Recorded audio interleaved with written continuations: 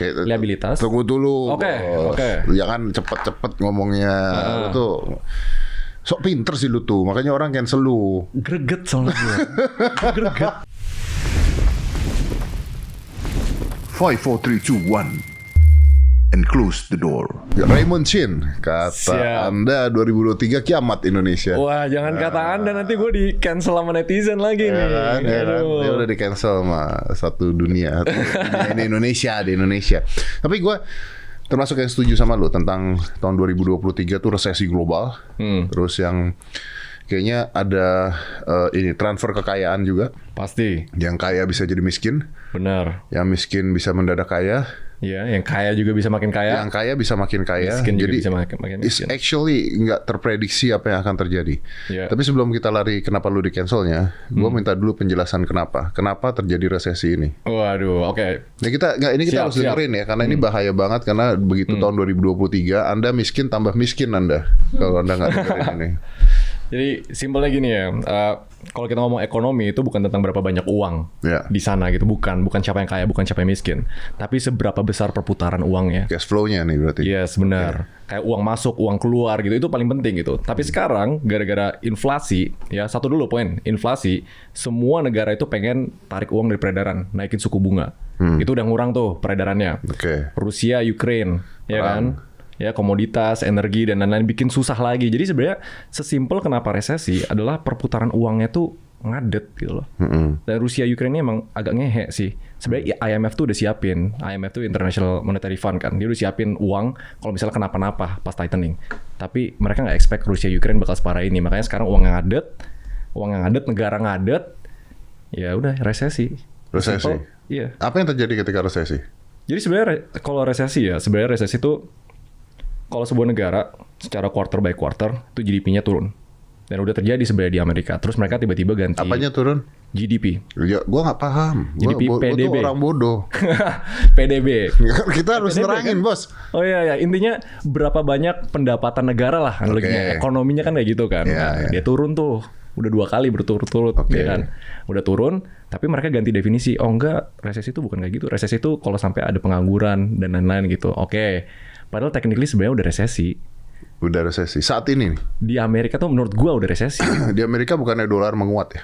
Dolar menguat karena apa? Karena suku bunganya dinaikin, semua orang masuk ke dolar gitu. Iya, dan karena mereka tuh narik-narik dari properti Iya. invest, semuanya ambil cash dan sebagainya, Iya. cashnya naik. Iya, Tapi benar. begitu Ukraine nanti kalau misalnya perangnya udah selesai dan sebagainya, Eropa menguat, Amerika berantakan lagi nih kayaknya. Nah, bisa jadi. Tapi masalah lagi nih, Pak Jokowi sendiri bilang kan, dia udah ngobrol sama presidennya, dia udah ngomong sama Putin, udah ngobrol sama Zelensky, dibilang, waduh, susah nih, ini kayaknya perangnya bakal lama. Jadi nggak ada yang bisa prediksi, nggak ada yang tahu badainya sampai kapan. Oke, lalu apa yang terjadi ketika resesi 2023 nih? Kenapa menyeramkan 2023?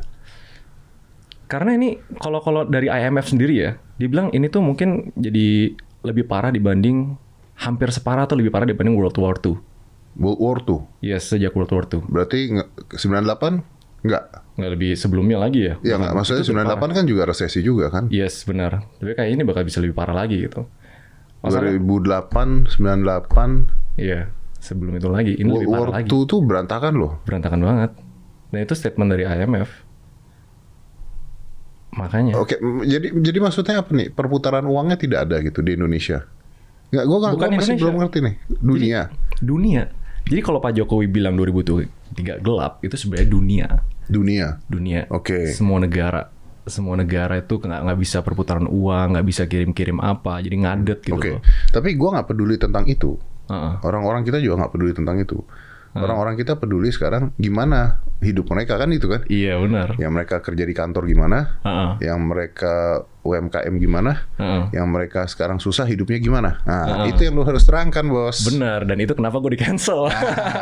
Gue jelasin, kan soalnya gini kan, lu kalau kita mesti ngerti problem besar, harus see the big picture dulu. Nggak bisa kita langsung jelasin kayak the smaller picture Gak gitu. nangkep bro, bahasa lu terlalu canggih, lu terlalu pinter lu jadi orang tuh. Gua tuh bodoh banget. Oke, bersimpel nih analoginya. Simple ya. Oke, bersimpel. Buat gua dulu yang nanya dong. Oke. Orang miskin, gimana? Kalau yang bener-bener, gue nggak mau bilang miskin ya, gue takut di cancel sih. Orang yang kayak bener-bener bertani sendiri, hidup gitu di pedesaan gitu ya, mungkin mereka nggak efek. Karena kan mereka bikin pakan sendiri. Mereka bukan yang miskin aja udah. Miskin itu bakal kena. Bakal kena. Menurut gue sih bakal kena. Kenapa dia bisa kena yang miskin ini? Sesimpel kalau perputaran uang, bisnis-bisnis nih misalnya kan profitnya berkurang kan. Ya kan? Sebelum ini happen tuh semua bisnis hiring. Banyak tuh company hiring, gajinya tinggi-tinggi. Tiba-tiba perputaran ekonominya menurun, tiba-tiba profitnya kecil, mau nggak mau apa? Layoff. Pas layoff, Pegawai dikurangin ya. Pegawainya nggak make money. Jadi itu kayak lingkaran setan gitu loh. Bisnis nggak make profit, dia nggak make money. Pegawainya udah nggak make money nih, dia nggak mau keluarin duit kalau gitu kan. Iya, dia nyimpen buat meterin ekonominya kan. Buat hidup dong. Bener gitu loh. Jadi kayak semuanya kena gitu. Jadi yang miskin yang tadinya kerjanya nggak ada, minta-minta, tukang bangunan misalnya, yang tadinya ada bangunan, tukang bangunan sih nggak miskin ya. Tukang bangunan, ya gitu deh. Misalnya tukang bangunan yang tadinya bangun gedung dan sebagainya, pada stop. Banyak kok developer properti sekarang lagi stop karena Lagi takut liquidity-nya gitu kan. Kan kalau misalnya suku bunga naik kan hutang dari bank yang kayak floating itu naik juga kan. Jadi kan pinjaman bank juga jadi berat kan. Jadi dia stop nih. Jadi akhirnya orang-orang yang di jalan nih, misalnya kalau misalnya di Amerika kita sebutnya homeless, itu makin terpuruk dong. Lebih coba bayangin kayak gini ya, kalau ada orang-orang yang lagi KPR sekarang, ya kan. KPR kan komitmen jangka panjang. Betul. Belum lagi kalau sifatnya floating bunganya. Nyesuaiin. Floating tuh bunga KPR-nya tuh nyesuaiin sama suku bunga. Wah mati dong. Indo naik, ya kan? Amerika naik gitu loh. Terus tiba-tiba jobnya hilang, dipecat. Bayarnya gimana? Kolateral tuh analoginya kan lu punya sesuatu nih, kasih ke bank nih, kalau misalnya gua nggak bayar, diambil. Plus rumahnya hilang. Miskin jadi. Iya, sedih kayak gitu. Oke. Jadi yang miskin tambah miskin dong. Kalau nggak siap-siap. Tapi ada yang mengatakan yang miskin bisa jadi kaya karena transfer kekayaan. Benar. Gimana caranya yang miskin jadi kaya? Bisa. Jadi sama kayak pas pandemi lah kemarin kan. Pas pandemi itu 10 orang terkaya di dunia 2 kali lipat hartanya. Itu ya kaya makin kaya bro. Iya benar. Tapi ada satu juga yang lagi naik. Kemarin tiba-tiba Jeff Bezos kan dilengserin tuh. Ya kan? Dia udah bukan orang terkaya kedua di dunia lagi. Berubah jadi si Gautam Adani. Sesimpel dia ngelihat opportunity-nya nih. Eropa lagi krisis energi. Eropa tuh serem banget ya. Kan dia mau musim autumn, habis itu winter. Mereka butuh energi untuk naikin itu. Terus gue lihat komen-komen di YouTube gue. Gue ngerasain banget. Gue sampai nggak bisa bayar tagihan untuk pemanas listrik gue. Gue harus pakai apa tuh namanya? Kayak kayu-kayu gitu buat panasin. Terus tiba-tiba si Gautam ini perusahaannya kan energi. Dia ambil opportunity, dia masuk ke green. Dia nyediain energi gitu. Terus tiba-tiba sahamnya naik jadi orang terkaya kedua. Iya, tapi Gautama bukan orang susah bos. Oh iya, oke, ngerti. Gue maunya orang susah nih bisa jadi kaya nggak di resesi ini? Bisa, tapi susah. Menurut gue susah. Jadi nggak bisa dong? Bisa. Gimana sih lu? Serius, menurut gue bisa. Di cancel loh. Nggak, simpel kayak gini deh. Gue nggak usah pakai case orang lain. Pas pandemi kan semua kaget kan, crash semua, panik. Tiba-tiba kerjaan bisnis-bisnis stop, layoff gitu. Startup berantakan. Nah, gue bangun ternak uang. Di 1 tahun pertama pas pandemi yang semua orang bilang kayak teorinya sih lu stupid time untuk bikin bisnis. Tapi kejadian terus gue bangun ternak uang. Terus 1 tahun pertama itu gue $1 juta lebih gitu.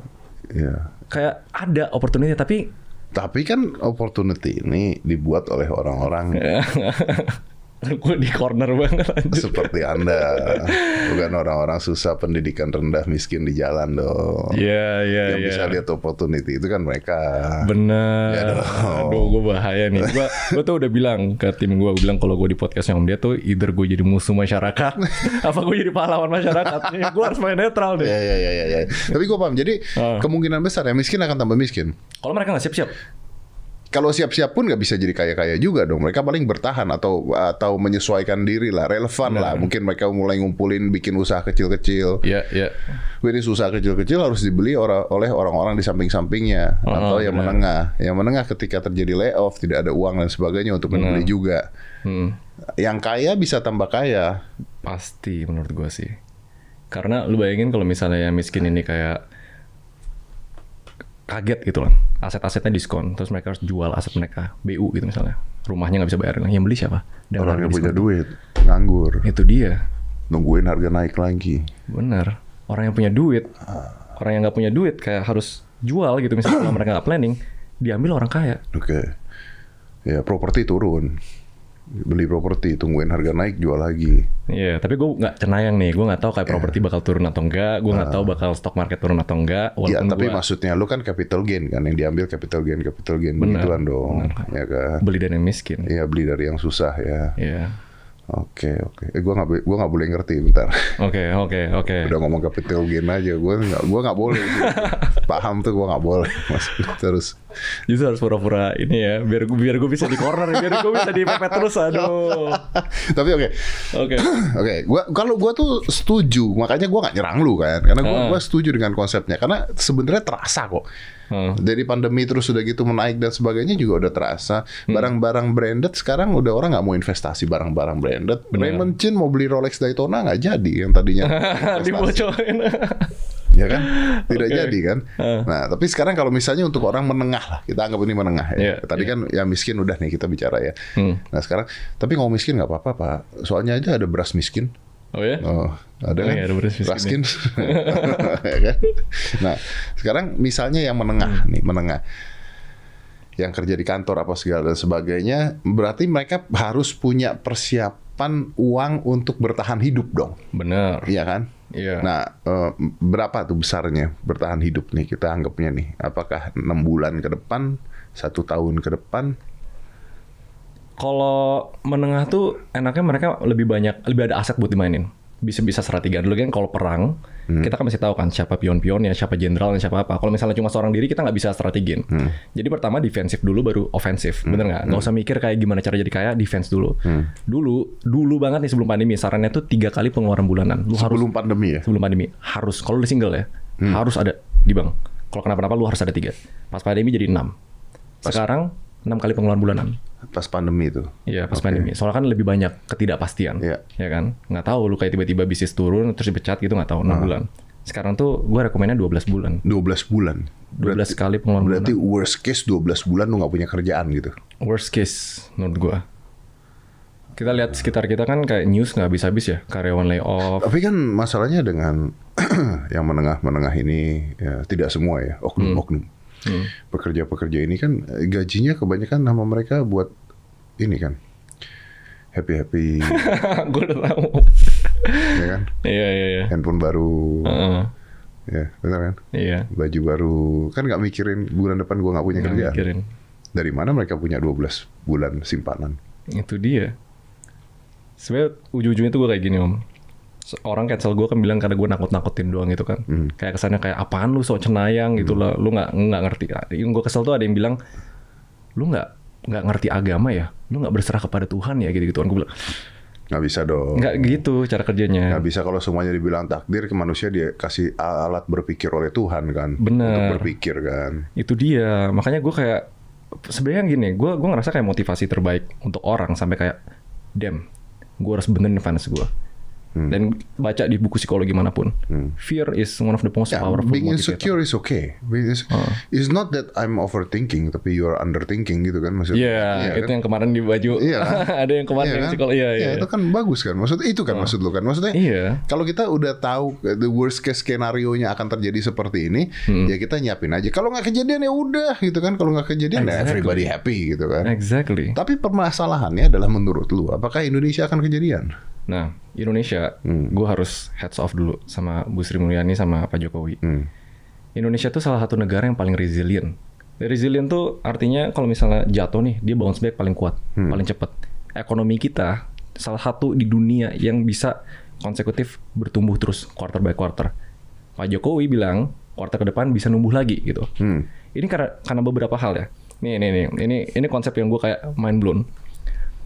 Orang kira kayak naikin pajak 1 tahun lalu kan banyak tuh, pajak 10%, 11%, minuman bergula yang kan dipajakin, kripto dipajakin, rokok dipajakin. Itu buat apa? Ternyata itu strateginya untuk memperkuat APBN. Kenapa sampai sekarang subsidi Indonesia, Pak Jokowi sampai bilang, gak ada negara lain yang subsidi sekuat kita. Gak ada. APBN-nya kuat. Karena itu decision-nya tuh udah di planning dari lama gitu. Terus orang bilang krisis pangan, ya kan? Di Eropa tuh ada tuh. Orang tiap hari tuh 320 juta orang tuh sekarang kelaparan akut di dunia. Di Eropa sekian, sampai 20 ribu orang mati kelaparan sekarang. Eropa? Nggak, itu dunia. Eropa pun kena gitu, ada. Karena Eropa kena gara-gara energi gitu. Terus simple, Indonesia gimana gitu. Hah. Ternyata dari Pak Jokowi 2019 kita tuh udah swasembada beras. Kita udah siapin dari ada International Rice Institute apa lo bilang kayak pangan kita tuh aman gara-gara itu. So Indonesia resilient. Selalu Pak Jokowi bilang kayak gitu, Indonesia resilient. Tapi setiap dia bikin statement itu dia bilang tapi harus selalu berhati-hati, selalu waspada. Soalnya Pak Jokowi sendiri yang bilang kayak badainya kita nggak tahu. Nggak ada expert ekonomi dunia yang bisa tahu dan seperti itu. Mau hebat kayak mau bertumbuh kayak kalau Di Inggris tiba-tiba juga anjlok ya? menurut gue lumayan parah sih. Eropa lumayan parah sih. Parah ya? UK sama Jerman. Kebetulan dua itu. Padahal itu negara-negara yang kita anggap pada saat itu, wah, Iya, what ya kan? Exactly. Teman gue di Jerman ngerasain katanya. Apa yang dirasain ini? Kayak makin susah, harga makin naik, energi mahal gitu. Harga makin naik. Karena kan itu kan pasokan energi datang dari Rusia. Di-cut. Ada satu pipa namanya Nord Stream. Dia dari Rusia bawa ke Eropa. Nah itu kecelakaan. Bukan karena perang ya? Nggak ada yang tahu. Oke, pokoknya hilang aja tuh ya. Kecelakaan. Nggak ada tuh asupan energinya ke sana gitu. Jadi hal-hal gitu loh. Jadi kayak oke, ke stop, nggak muter. Tapi kenapa di Asia kayaknya much better ya? Asia. Indonesia is okay. I think Vietnam, Singapura inflasi 11% kalau nggak salah, tapi masih bisa jalan lah gitu maksudnya. Kenapa di Asia lebih oke dibandingkan di luar ya? Kalau Asia yang lain gue nggak tahu, tapi kalau Indo basically kita diuntungkan komoditas. Di saat semua negara krisis komoditas kan komoditas kita kuat. Kita berlebih ya, komoditas kita ya. Ya sampai bisa swasembada berasnya sampai bisa ngestok berapa banyak itu. Iya benar. Hebatnya itu. Berarti harusnya aman dong? Enggak juga. Wah, lo nggak bisa. Gimana sih? Loh gini loh, mau sebanyak-banyaknya news baik ya. Coba ada satu startup, gue nggak boleh sebut ya di sini. Jangan boleh. Jangan, gue tahu. Baru banget hari ini newsnya Pilot. Itu padahal menurut gue startup di Indonesia. Iya di Indonesia. Itu hari ini udah keluar newsnya belum? Ada keluar. Kalau ada sebut aja bos, udah ada. Ya Fabelio, gue baru baca newsnya. Okay. Itu lumayan terkenal tuh di properti. Dia menyatakan bangkrut. Pilot. Ya sampai sekarang harus layoff berapa orang? Nggak tahu berapa banyak. Tapi makanya gitu kan harus crisis management kan. Dan company-company masih nggak berhenti layoff sampai sekarang. Gue harus akuin ya, ini gue jarang ngomong di public. Gue pun melakukan efisiensi karena takut gitu loh. Karena dengan ini buying power masyarakat itu jadi berkurang. Orang jadi nggak bisa ngeluar duit sama kayak dulu, which is bagus buat masyarakatnya. Tapi buat bisnis jelek dong. Buat bisnis gue mau lu spend sebanyak mungkin buat gue gitu misalnya. Tapi dari hati nurani gue sebagai orang yang menjadi masyarakatnya, jangan spending gitu loh. Pegang erat-erat duit lo gitu. Misalnya harus lebih hemat gitu. Ya tapi bisnisnya kena. Terus muter, bisnis kena, layoff nggak ada duit, terpaksa nggak bisa spending, muter terus. Jadi makanya nggak ada yang bisa prediksi. Wah, udah baca newsnya juga kayak apartemen-apartemen ya sama rumah-rumah di kawasan elit dijual harganya bisa 50% lebih murah, 40% lebih murah. Ada beberapa tempat BU kayak bisnis ya itu Pilot. Sebenarnya ada banyak tapi media nggak nge-cover gitu. Tetap ada hal itu yang happening di Indo gitu. Startup juga ada yang udah gede, terpaksa harus ngecilin valuasinya demi bisa fundraise, bisa survive. Ngecilin lagi valuasinya biar dapat duit lagi, biar bisa survive. Itu ada banyak. Valuasinya dikecilin. Anggap nih ada 1 billion. Ya turunin ke 700 cuma bisa fundraise, turunin ke 500 cuma bisa fundraise. Supaya ada yang masuk lah gitu. Supaya duitnya masuk. Banyak. Supaya survive doang. Iya. Gue kan pelaku startup ya. Gue lihat semua surat-suratnya. YC, beberapa VC itu keluarin surat ke semua portfolio. Kencengin ikat pinggang. Jangan berharap lu bakal bisa fundraise lagi dalam 1 tahun, 2 tahun lagi gitu. Kalau misal kayak gitu kan lu sebagai startup founder, sebagai pemilik bisnis jadi takut. Gue harus efisiensi, gue harus make sure gue survive. Nomor 1 gue survive dulu gitu misalnya. Dampaknya turun, muter lagi. Bisnis nggak make a profit, negara nggak dapat pajak. Negara nggak dapat pajak, APBN turun nggak bisa subsidi masyarakat. Nggak bisa subsidi masyarakat makin susah. Nyambung semuanya. Itu yang bikin nggak certain gitu. Walaupun sekarang Indonesia di posisi yang lebih menguntungkan. Itu yang serem. Nggak ada yang bisa prediksi. Oke. Kalau misalnya layoff berarti ya karyawan jadi nggak ada kerjaan ya. Gimana tuh rasanya yang layoff karyawan? It's not easy kan? Gue sempat bilang sih di podcastnya Pak Hermanto Tanoko kalau nggak salah ya. Gue bilang kayak itu salah satu hal paling susah yang pernah gue lakuin di hidup gue. Gue seumur hidup 3 kali di 3 perusahaan yang berbeda. Tapi ya kayak kapal lah. Either lay off, kayak sisain beberapa biar bisa survive, one day kapalnya kuat lagi, bisa ambil lagi, or jatuh bareng-bareng gitu. Gue rasa hampir semua business owner tuh ngalamin dilema ini. Karena bukan gue doang, hampir semua teman-teman gue yang punya bisnis menurun. Buying power menurun, omsetnya menurun. Kayak susah belakangan ini. Gitu. Tapi ini gara-gara gue disombongin sama bos Rudy, bilang kayak gini, krisis. Saya Prestige pandemi malah all time high, dibilang kayak gitu. Oh gitu. Ada bagian orang-orang kaya yang tetap spending uangnya. Oke, siap. Oke. Ada, pasti ada. Pasti ada. Kalau di definisi itu pasti ada. Karena yang kaya itu kan ada yang kaya, ada yang rich, ada yang very rich, ada yang ultra rich gitu kan. Bener. Yang mau pandemi berapa kali juga Tetap ya, bisa habis simpanan mereka cukup aja gitu ya. Simpanan mereka cukup aja. Yang jadi masalah kan adalah menurut gua yang menengah ini yang harus bekerja di kantor, yang makan gaji bulanan dan sebagainya, ketika terkena ini mereka mau usaha apa, bro? It's not as easy. I don't think you can answer this. I think you don't even have an idea for this. Gue cuma ada satu ide sebenarnya di sini. Kayak setiap krisis tuh nggak ada namanya semua industri jatuh habis-habisan. Pas pandemi travel turun, ya kan? Entertainment turun, tapi healthcare naik, ya kan? Sesimpel menurut gue yang semua orang bisa lakuin sekarang juga kalau mereka niat. Cari industri-industri yang diuntungkan di saat krisis, freelance, bikin jasa, bangun skill, freelance. Karena nggak semua industri itu hancur kalau misal krisis. You cannot build skills in 3 months, bro. Makanya harus dari jauh hari sebelum anything happen. Iya. Dan orang Indonesia tuh, sorry to say ya, gue ngerasa kayak susah untuk dapat urgensinya kalau nggak kepepet. Kepepet tuh bisa apa? Karena deadline kah? Karena takut kah? Karena apa? Sometimes gue ngerasa moral gue tuh bener nggak sih sebenarnya ngelakuin kayak gini gitu. Ngedukasi market, gue kasih situasinya gimana, tapi kesana nakut-nakutin gitu. Di satu sisi mayoritas ngerasa appreciate. Mereka diingetin jauh-jauh hari kalau nggak happen gitu. Tapi di satu sisi kayak lu cuma takut-takutin doang gitu. Bukan yang gue makin happy, gue malah makin stres gitu. Terus gue nemu quote yang gue suka gitu. Ini apalagi gue berkaca sama Pak Jokowi. Buat Pak Jokowi itu punya tim PR yang kuat banget. Nggak mungkin kata-kata yang keluar dari mulutnya Pak Jokowi itu ngasal. Sembarangan, nggak mungkin. Nggak mungkin. Karena dia tahu betul media, dia ngomong apapun pasti mengamplifikasi message-nya. Buat apa? Di banyak banget event dia selalu bilang 2023 gelap. Buat apa? Apakah purely buat nakut-nakutin masyarakat gitu? Terus masyarakatnya nggak happy? Gue rasa nggak. Buat siap-siap.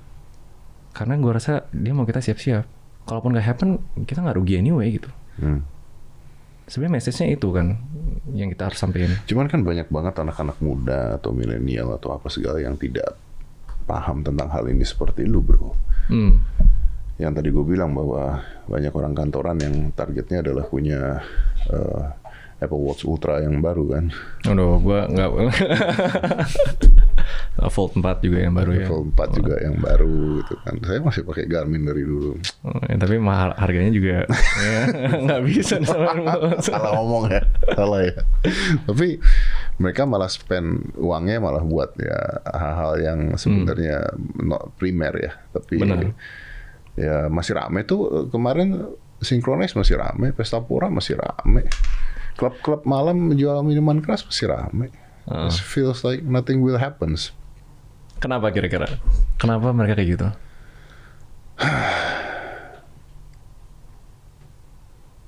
Lu nanya gua. Iya.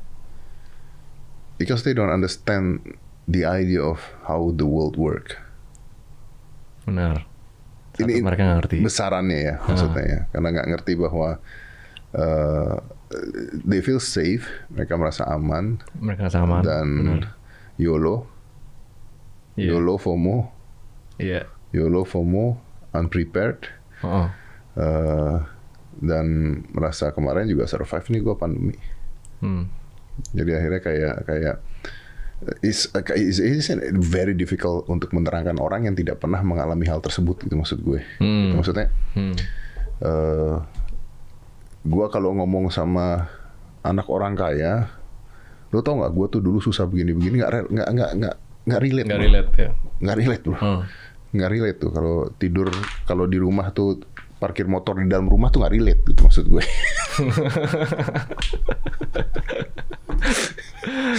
Nggak relate gitu maksudnya gitu kan. Jadi menurut gue harusnya bukan dalam keadaan, nah ini mungkin pesan ini, harusnya bukan dalam keadaan Raymond Chin nakut-nakutin 2023 resesi enggak apa segala. Harusnya the feels of insecure is always in you doh. It's always in you gitu maksudnya.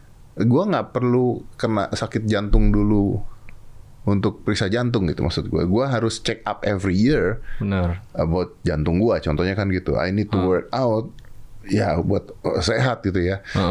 Masalah orang workout tiap hari meninggal ya ada gitu maksudnya. Bener. Cuman kan meminimalisir kejadian-kejadian tersebut kan. Because nobody know kan. That's a problem dong.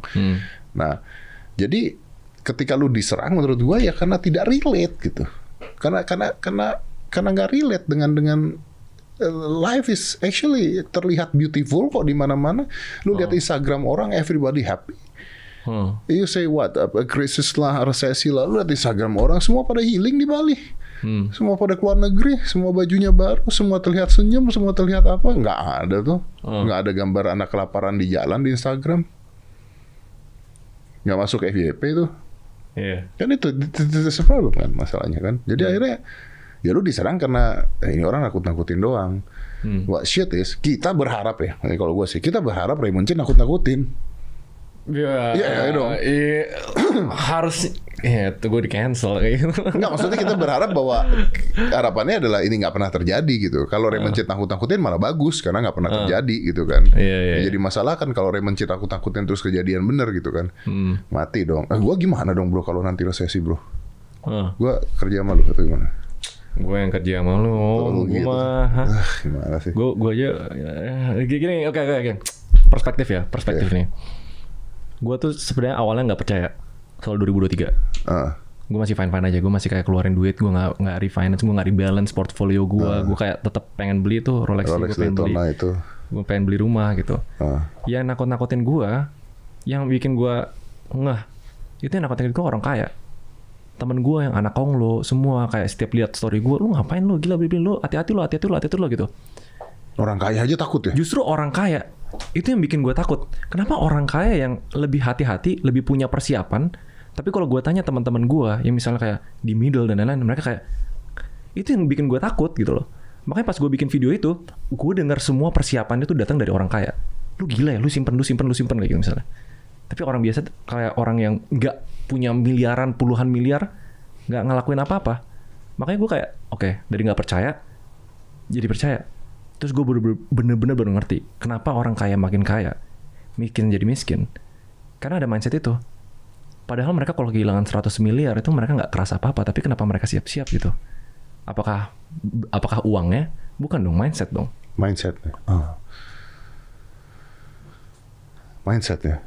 sih menurut gue. Sama edukasinya. Sama ujung-ujungnya sih menurut gue urgensinya. Kenapa jadi urgensi? Kan tidak urgent kalau mereka kaya. Nah itu dia. Urgensi itu maksudnya kayak gue gak ngerasa gue butuh. Kalau orang kaya, yang gue pelajarin teman-teman gue ya, dia udah punya banyak, tapi dia kayak masih, ya kita ngomong greedy ya udah gitu. Gue tetap pengen lebih. Urgensinya gitu, gue pengen buktiin bahwa gue tuh bisa jadi kayak lebih kaya lagi gitu. Motivasinya beda. Terus kalau orang yang menengah ke bawah, urgensinya apa? Urgensinya mau gak mau menurut gue terlihat kaya. Ya terlihat kaya, oke, ya kan. Tapi terlihat kaya kan 15 tahun, kasihan juga 15 tahun kan.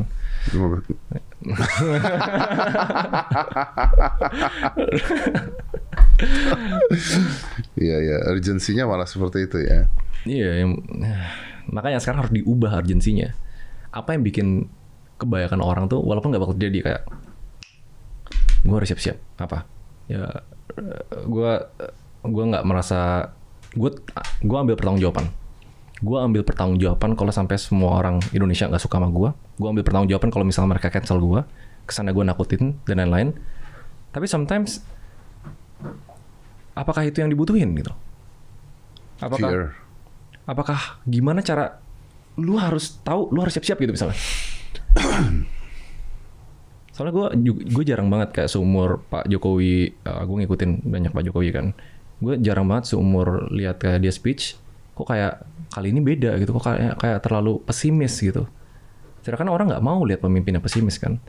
Dan buruh-buruh banyak yang ngelakuin protes loh. Buruh-buruh di Indonesia bilang kayak stop lah negara dengan kebohongan ini, stop dengan kepesimisan ini gitu. Kita cuma mau dibayar dengan fine dan lain-lain gitu. Kayak gue juga nggak tahu kenapa Pak Jokowi kayak gitu, tapi pasti ada reasonnya di belakang, karena yang paling ngerti ekonomi selain dari tim dan negaranya siapa lagi gitu. Ya Jokowi yang paham, yang dapat bisikan, dapat apa? Itu dia. Semua cerita-cerita tersebut ya. Tapi Ray, maksudnya lu ya artinya kan podcast ini tidak menjawab apapun dong ya. Podcast ini ngasih konteks menurut gue. Konteks of what? Konteks pelajaran why. Isn't it too late kalau kejadian? Kalau lu bilang harus ngeliat situasi lah, harus begini, harus punya skill dan sebagainya. Orang-orang yang punya skill nggak butuh podcast ini karena mereka sudah punya skill. Orang-orang yang tidak punya skill udah terlalu lambat untuk belajar punya skill. And they're gonna be desperate later. Benar. Tapi makanya ada good side-nya dari sini. Makanya Pak Jokowi bilang kan next quarter bakal bertumbuh lagi. 3 months tuh. At least you buy 3 months. Ya kan? Kita nggak tahu next quarter lagi mungkin slow down tapi masih bertumbuh. You buy another 6 months. It's not quick gitu. Emang ini terlalu early. Selalu nggak bisa diprediksi gitu. Kalau secara global 90% plus 98% itu diprediksi pasti terjadi resesi 2023 US 6-7 bulan lagi. Indo will never know. Is it too early buat kita bilang warga harus siap-siap? I don't think so. Cuma ya itu, makanya gimana cara kita amplify kebutuhannya. Kalau misalnya nggak happen, bagus. Kita punya financial habit yang kuat kan. Kita punya amunisi.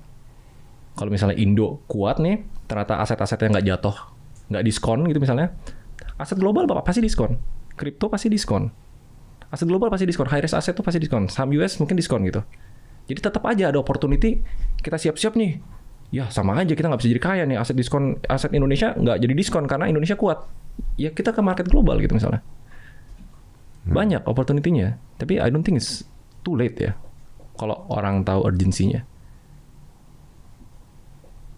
Jadi ini seperti ini ya, seperti peringatan pertama ya. Dan itu langsung dari Pak Jokowi, dari Bu Sri Mulyani. Bu Sri Mulyani bukan mengatakan orang jadi beli rumah aja susah gitu ya. Luhut juga mention. Pak Luhut juga ngomong. Ada tentang ini, tentang harus siap-siap, harus waspada. Oh ya?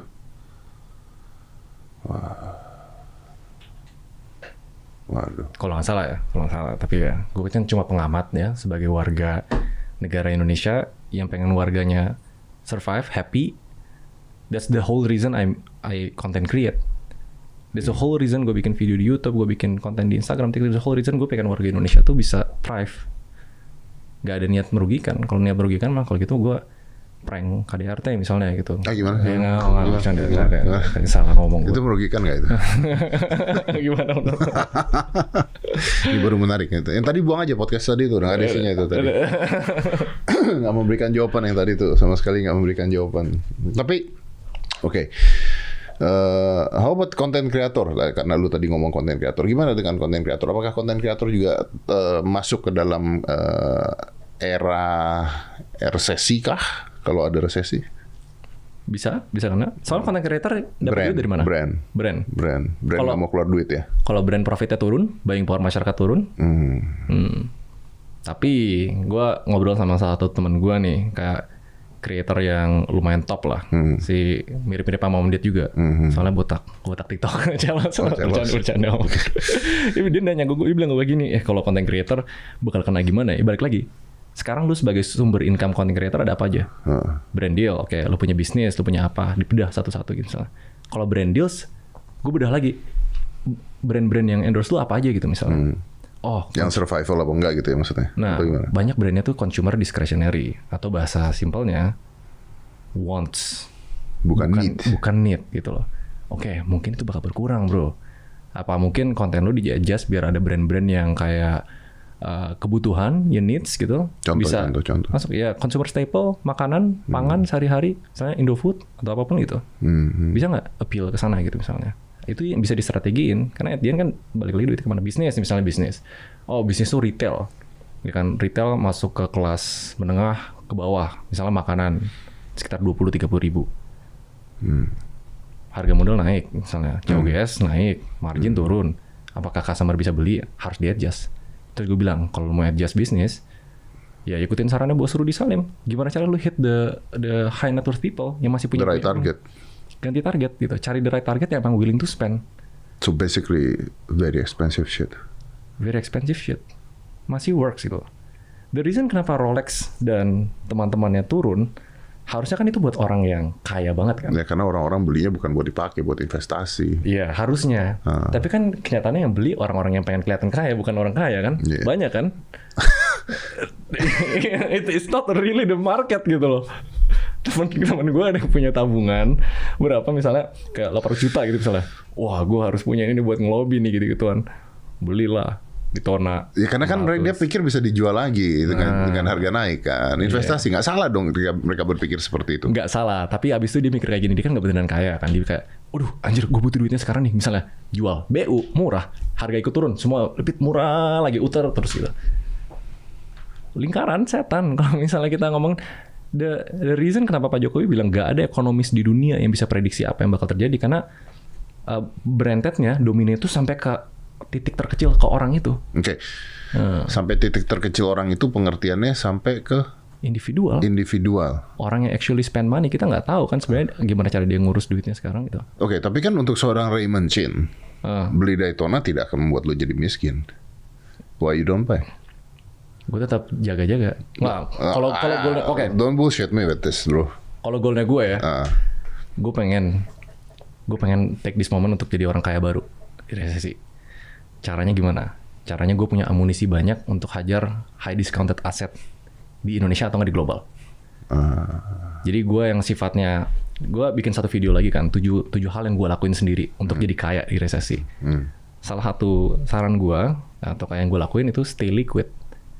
Stay liquid itu intinya Daytona nih misalnya, lo kan harus kayak butuh waktu buat jual kan, butuh apa duitnya. Gue stay liquid.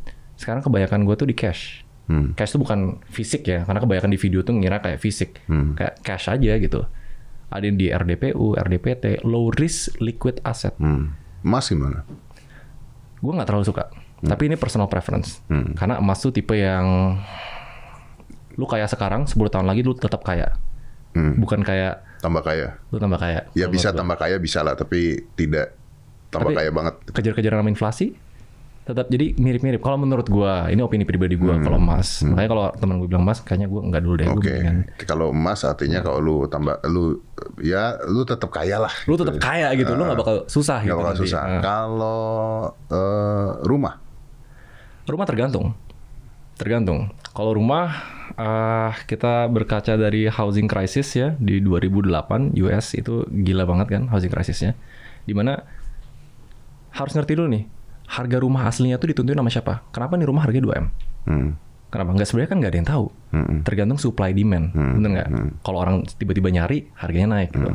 Nah problemnya dengan inflasi, problemnya dengan pas sebelum tightening happen, duit kan peredaran. Rumah tuh ada beberapa rumah dilihat sebagai aset spekulasi. Jadi kayak main beli, harga naik gitu. Padahal itu bukan nilai aslinya gitu. Nyari apa? Capital. Iya, nyari kayak ikut aja. Semua orang ngerasa kayak pengen beli gitu. Apalagi pas stimulus kan di Amerika gitu.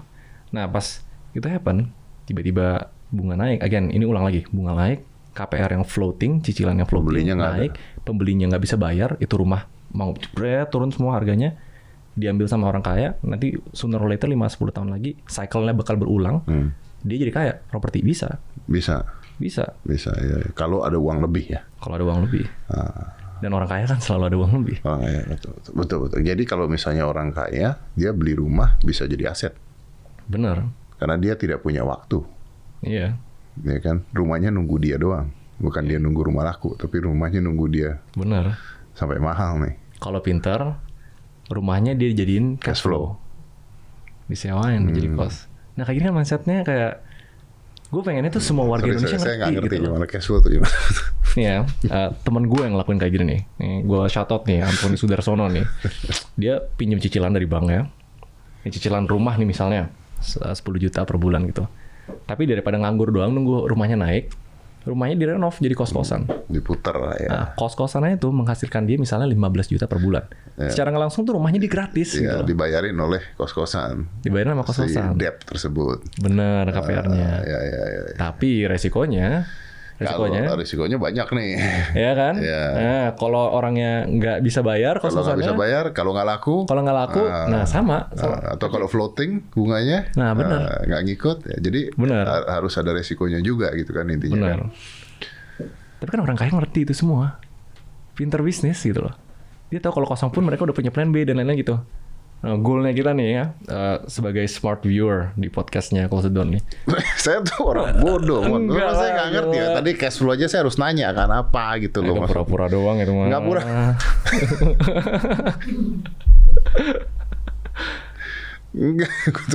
Enggak, karena gue nggak paham aja maksudnya. Gue punya rumah, gue baru bangun bangunan lah gitu. Aduh, apa gue stop?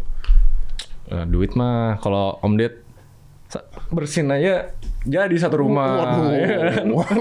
Waduh, dikejar pajak dong. Waduh. Kan valuasi sekian. Waduh. Iya ngomongin tadi. Balik lagi. Ya, jadi sebenarnya pendidikan tentang managing money, bisnis, uang dan sebagainya itu yang masyarakat kita rendah. Jangankan masyarakat rendah ya. Gue tanya teman-teman gue ngerti nggak aset sama liabilitas itu apa? Masa nggak ngerti? Sumpah. Bro. Sumpah. Nggak mungkin. Teman-teman lu yang mana nih? Teman-teman Anak gue SD? kagak. Sumpah teman-teman gue yang kerja misalnya profesional gajinya 20-30 juta per bulan. Gua Gede tanya, dong. Gede Gede nanya, dong. Aset liabilitas itu berapa? Equity lu berapa? Gue tanya gitu misalnya. Ya itu kan lebih kompleks kan. Ya kalau equity lebih pusing lah mikirnya. Ya nggak tahu gitu. Kalau nggak tahu gimana cara manage-nya? Misalnya simple. Aset gue bagi dua, liquid, illiquid. Itu yang lu punya kan. Satu yang cair, satu yang Itu nggak susah cair. Oke. Liabilitas. Tunggu dulu. Oke, bos. oke. Jangan cepet-cepet ngomongnya. Lu tuh sok pinter sih lu tuh. Makanya orang cancel lu. Greget soalnya gue. Greget. Gue gimana ya? Aset ya. Iya. Aset tuh bagi dua, liquid sama non liquid. Ya. Oke, non liquid itu contohnya rumah itu non liquid karena gini dijualnya susah gitu ya. Lama, butuh Ya, waktu. butuh kan. waktu. Emas tuh liquid dong. Digital gold, maybe liquid. Tapi kalau emas batangan harus kemana? Masuk kategori. Tapi bisa lebih liquid dijualnya. dibandingkan Benar, lebih dibandingkan liquid. rumah. Lebih liquid. Saham Saham liquid. liquid ya. Nah. Oke, jadi aset ada yang liquid, ada yang non liquid. Benar. Oke. Tapi rumah juga liabilitas, Bos. Nah tergantung. Nah itu dia. Liabilitas kan hutang. Iya. Pengeluaran yang kita harus keluarin setiap bulan gitu Iya, kan. ketika lu tinggal di rumah tersebut, rumah itu jadi liabilitas. Bener. Bukan aset. Dan banyak yang nggak ngerti. Nah, liabilitas itu artinya gimana orang ini liabilitas? Nah itu dia kan. Challenge gue juga kayak gitu tuh. Bentar. Liabilitas itu Tanggungan lah. Mungkin bahasa simpelnya tanggungan lah. mobil tuh liabilitas ya. Liabilitas. Jadi lu beli tapi lu nggak selesai di sana nih. Tetap ada pengeluaran. Dia narik gitu. duit lu terus, itulah intinya ya. Iya, Mobil iya. harganya makin turun, bensin tetap lu harus beli. Bener. Kalau rumah lu tinggalin, bayar listrik, bayar ini. Kalau lu tinggal dan lu orang kaya, ya nggak apa-apa karena bisa jadi capital gain. Capital gain itu artinya beli murah, jual mahal ya. Bener. Bener ya? Bener. Oke. Tapi mobil bisa jadi aset. Tergantung mobilnya naik apa. kan? Iya. Itu kan naik kan harganya kan dari Roma kan. Nah itu dia kompleks kan. Belum lagi nanti ada Apa LC harga berapa jadi berapa? apa? LC mobil, Oh ya? Jadi berapa? Land Cruiser harga berapa jadi berapa kan ngaco. Bisa jadi aset tergantung dari. Wah Pak, kalau lu ngomong begini, it is very difficult if you say this. Iya. Because I think I gotta speak English for this. Because I think the knowledge, kalau yang tadi liabilitas aset dulu bisa pelajari sendiri. Tapi I think if you're talking about cars, watches that jadi aset dan sebagainya,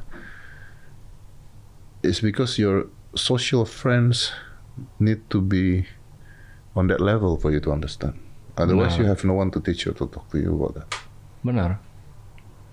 Nggak bisa bro.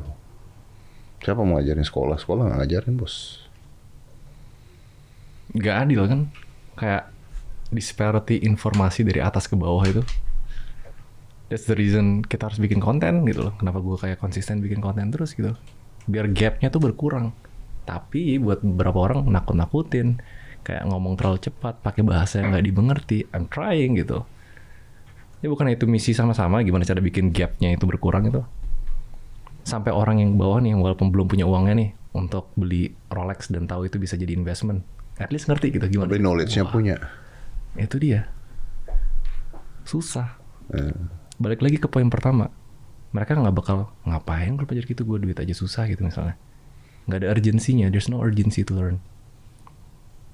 Dan gue rasa Pak Jokowi tahu betul pas dia selalu ngomong ke semua orang kayak 2023 gelap. Maybe it's a moment to create urgency. Semua orang yang mungkin literasi finansialnya rendah sekarang bakal kayak mau nggak mau ngerti gimana cara catat cash flow gue, pendapatan, pengeluaran, gimana cara alokasi cash flow gue, di mana needs tuh di nabung dulu, needs, want, gimana cara alokasi berapa persen gitu. No urgency, no reason for people to learn. Ya, itu sebenarnya kita juga nggak bisa nyalahin mereka juga sebenarnya. Itu dia. Sama-sama nggak bisa disalahin. Nggak bisa. Yang ngajarin juga nggak ada kadang-kadang. Terus ketika lu masih lapar ya, buru-buru mikirin. Benar. Bos. I agree. You know what I mean. I know. Maksudnya, fortunately, kalau gue bilang gue fortunately gue lahir bukan di keluarga yang kaya. Fortunately. Jadi gue masih mengalami merasa gila ya, ada jam tangan 100 juta ya, ada orang mau beli ya. Gue masih mengalami hal tersebut. Oh iya? Iya. Jam tangan ada berapa sekarang? Ya udah jangan nangis aja. But you know what I mean. I know. Gue masih mengalami. Iya. Jam tangan 100 juta. Ada orang mau beli jam tangan 100 juta. Orang bodoh doang mau beli jam tangan 100 juta gitu. Gue masih mengalami hal tersebut. Gitu. Before of course I have the money and I know how to play with it. Ya kan, bisa di flip, bisa di macam-macamin, bisa diapain gitu. Dan knowledge itu kan tidak pernah ada ketika status sosial lu tidak naik dan tidak berteman dengan orang-orang yang mengerti tentang hal tersebut, bro. Ini kan susahnya seperti itu. Lu ngomong sama gua ngomong sama lu tambah ilmu, lu tambah ilmu lah, anggap begitu. Iya. Ya kan? Tapi kan mereka harus ada di situ dulu. Makanya konten-konten seperti lu tuh harusnya dihargai. Harusnya. Karena bayangkan ada temen, ada orang yang mau share, mau berbagi ilmu yang sebenarnya harusnya nggak usah dibagi-bagi kan? Buat apa gitu? Buat apa gitu? Buat apa? Orang duitnya segitu-segitu doang, mending ngumpulin di satu titik doang kan? Mending ngumpul di satu titik doang gitu intinya. Ya jadi gimana dong ngomongnya? Jadi kalau gue tanya saran lu harus ngapain nih orang-orang yang menengah ke bawah, nggak ada dong. Oh ada, tetap ada. Sarannya, tapi saran ini cuma works kalau mereka mau belajar. Mereka ngerti. Nih paling basic. Protect yourself. Protect yourself itu ada 2 cara. Ya, dana darurat itu wajib. Punya dana darurat ya. Dana darurat nih berapa kali? Saran gue 12 kali sekarang. 12 kali ya. Oke, 12 kali dari pengeluaran bulanan ya. Benar. Oke. Jadi kalau dana darurat 12 kali dari pengeluaran bulanan. Oke. Kedua, kesehatan, BPJS dulu lah minimal. Ya kan? BPJS. Kalau sakit apa-apa, jadi nggak harus nggak ngambil duit gitu loh. Tidak mengurangi dana darurat lu ya. Benar. Jadi BPJS, kalau misalnya nggak suka administrasinya udah menengah nih, nggak suka kayak harus ngantri-ngantri. Ya, support, yang swasta lah. asuransi kesehatan, penyakit kritis, baru jiwa. Ya, itu poin 1, protect Anda yourself. belum punya kan? Jiwa? Iya, belum. Ya kan, ya tapi kritis sama kesehatan udah. Sekarang lagi nyari. Yang kedua, gue bakal lihat semua aset sama liabilitas gue. Mana nih yang kira-kira bisa gue liquidkan, permainkan.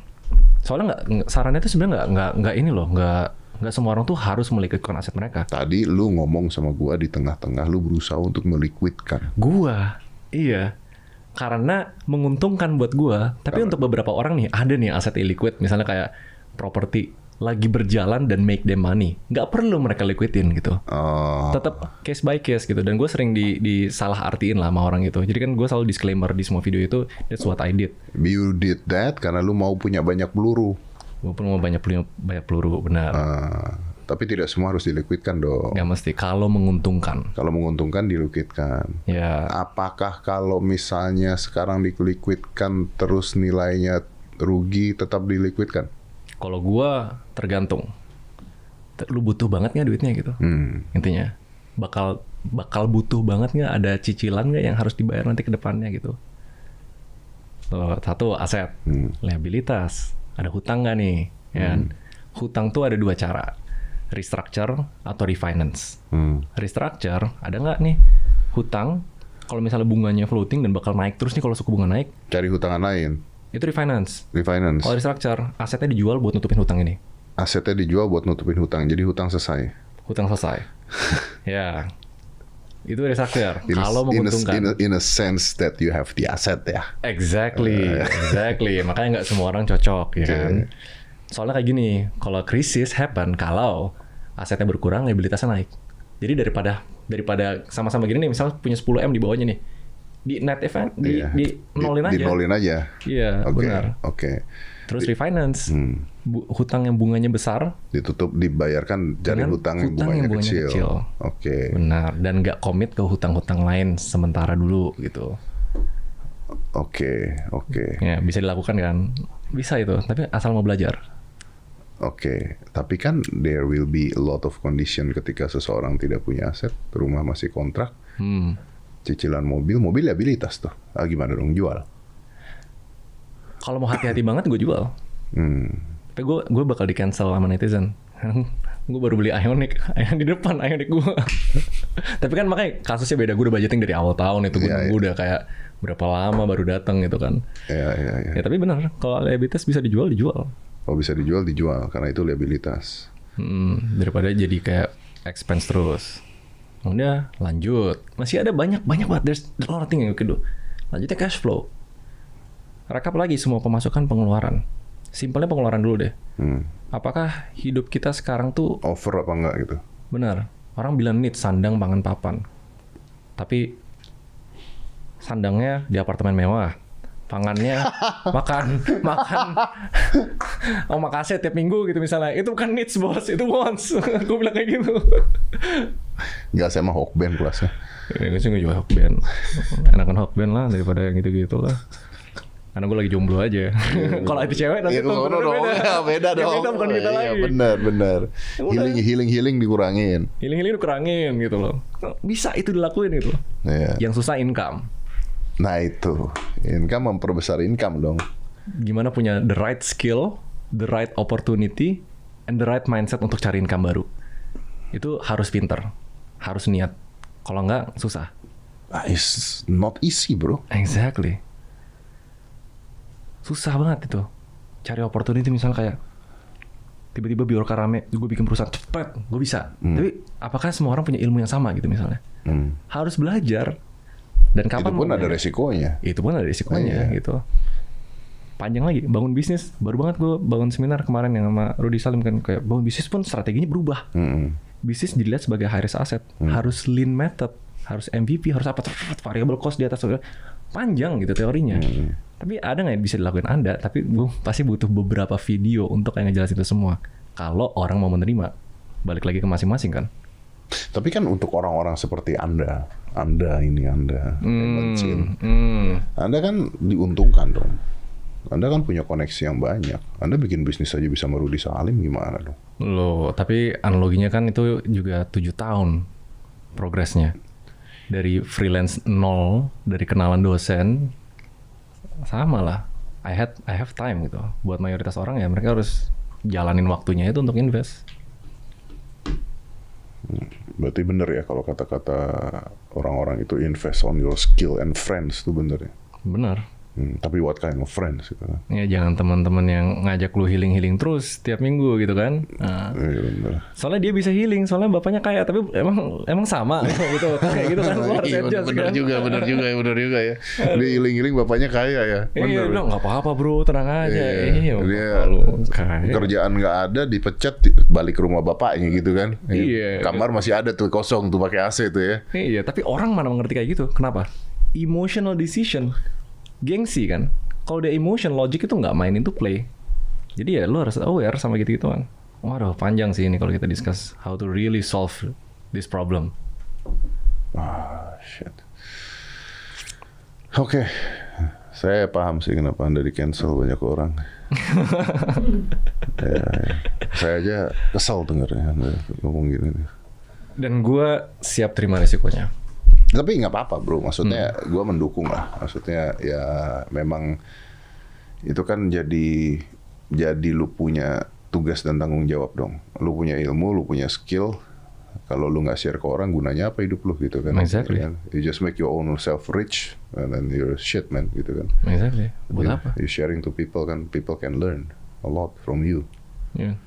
That's the point of life kan, belajar, sharing ke orang-orang. Ini yang gue ngerasa berlaku buat Pak Jokowi juga ya, quote-nya. Kadang tuh pemimpin tahu dia tuh nggak memberi kenyamanan untuk timnya sekarang. Biar timnya bisa bersiap dan memiliki hidup yang lebih nyaman setelahnya. Kadang itu matters dan orang nggak ngerti quote itu tuh apa. Yeah. Lebih mending gue dikenal sebagai orang yang 2023 resesi, lu bakal miskin, lu bakal gimana? Terus tiba-tiba semua orang yang pengen beli iPhone yang pakai duit yang mereka nggak punya, mikir semua. Terus gue di-hate, gue mending jadi orang kayak gitu dibanding 2023 bakal fine-fine aja, lu nggak usah dengerin yang lain. And then it happens, and then I did tell my son and my daughter. I have a adopted daughter. I did tell to them that, hey, anyway, you're enjoying your computer, you're enjoying your phone, you're enjoying your Netflix. That's my computer, not yours computer. That's my fucking phone, not your fucking phone. That's my Netflix, not your Netflix. You're enjoying my stuff with this privilege. Lo kalau udah gede nanti, gue bilang orang tua tuh kalau susah, gue nggak mengatakan ini salah ya. Tapi orang tua tuh kalau susah, begitu anaknya sukses, pasti orang tua akan minta sama anaknya. Itu natural. Ya dong, karena merasa sudah gedein dan sebagainya. Cuman kadang-kadang orang tua minta sama anaknya buat bantu saudara-saudara yang lain. Kejadian tuh. Ya dong. gimana itu? Iya kan? Gue bilang sama Aska gini. Gue cerita itu. Ya kalau orang tua susah itu pasti anaknya bekerja jadi sandwich generation lah, atas bawah harus ini. Kalau apa nanti kalau kamu sukses dan kamu kaya, I gonna ask for your money, Aska, for giggles and shit.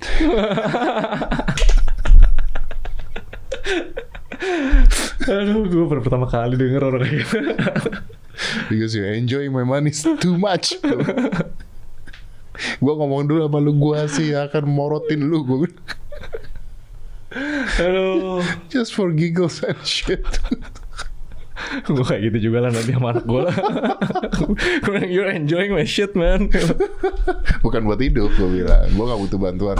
Cuman kalau iPhone ada yang baru nih, Aska. Gitu. Responnya gimana? Responnya? tapi lucu kan. Terus dia bilang, yeah, you're right katanya. I go home you with goals and whiskey and music.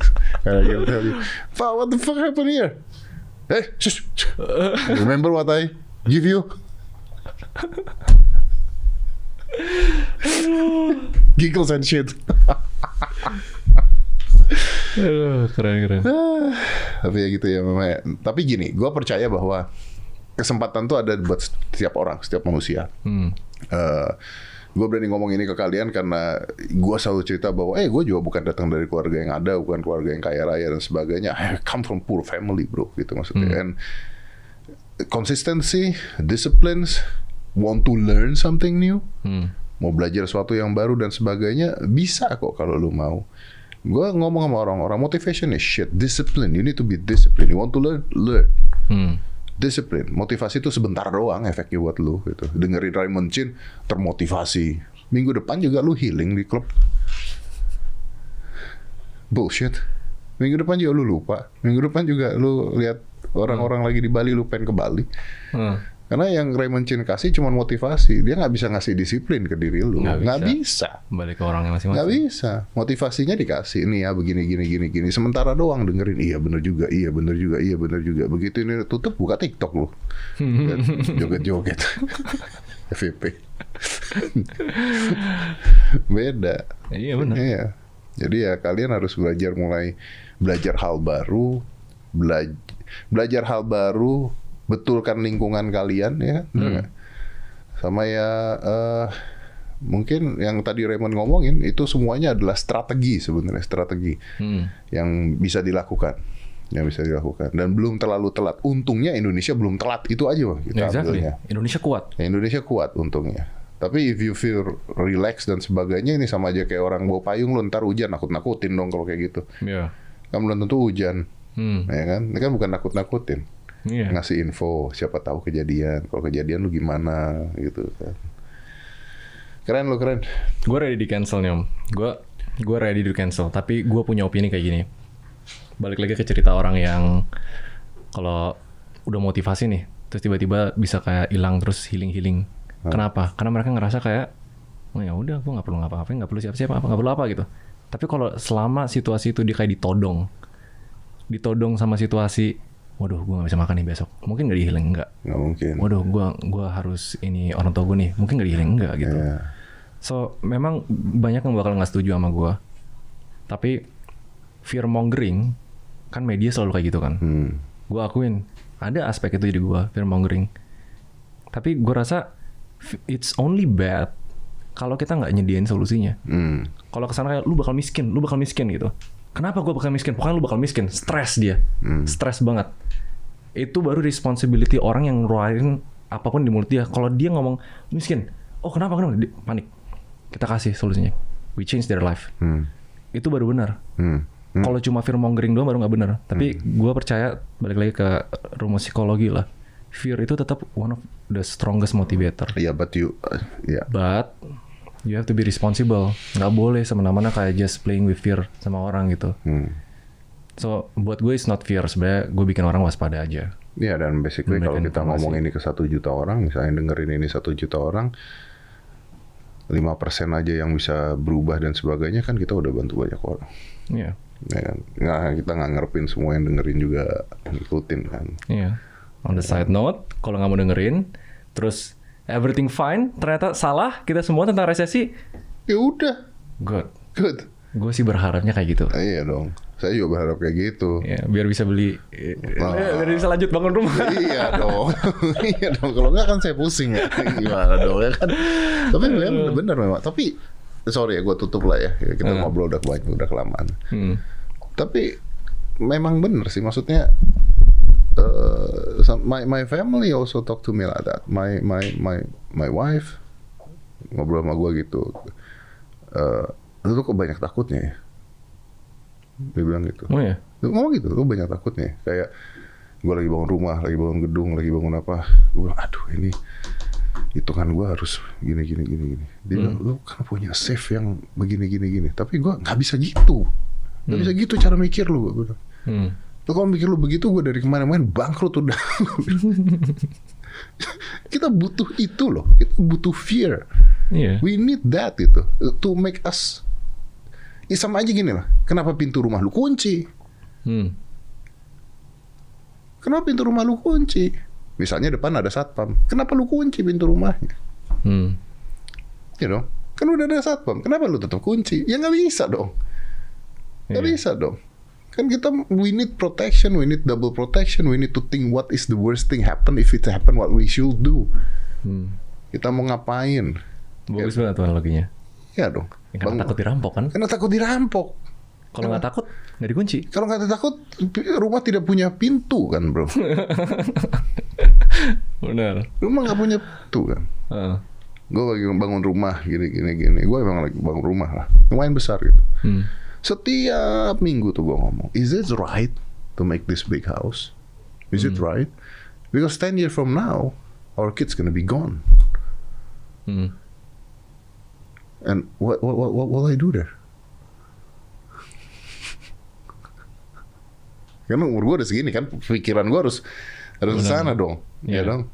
Iya. Orang anak yang tinggal sebelah rumah aja kadang-kadang jarang mampir gitu kan intinya kan.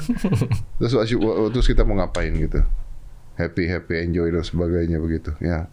Berapa cost yang harus gue keluarin per bulan? How much electricity cost yang harus gue keluarin per bulan? How much people yang need to work there and need to pay them every month? Benar. What if I don't have the luxury like I have now? Ya tapi kan lu punya simpanan begini-begini. Ya kalau ngomongnya kayak begitu nggak ada selesainya. Kita kan nggak, ya itu kan motivasinya beda kan. Kita kan nggak mau itu makin lama makin hilang dong gitu dong. Exactly. Dan ditambah Om Ded dulu pernah ngalamin. Gue pernah ngalamin. Tahu nilai uang itu Nah, seperti apa? Kita keep dong, harus dong, kan gitu dong. Iya, benar. Panjang ya? Panjang ya. Gue harus prediksi nih. Gue nggak tahu nih habis video ini. Kan gue belain lu. Oh iya. Kalau mau cancel gue hubungin Om Ded dulu. Ya, hubungin saya. Cancel ya nggak apa-apa. Tapi tujuan Raymond adalah baik lah intinya gitu. Tujuan Raymond adalah baik. Nggak ada yang nakut-nakutin. Tujuan Raymond baik. Ya udah balik lagi. Ini konteks, kita ngasih konteks. Kalian dengarkan saja. Setuju tidak setuju juga nggak apa-apa. Tapi tidak ada salahnya untuk berhati-hati dalam hidup. Benar. Apapun itu ya. Thank you brother. Hanya mengingatkan saja. Mengingatkan saja. Oke. Let's close this. 5, 4, 3, 2, 1. And close the door.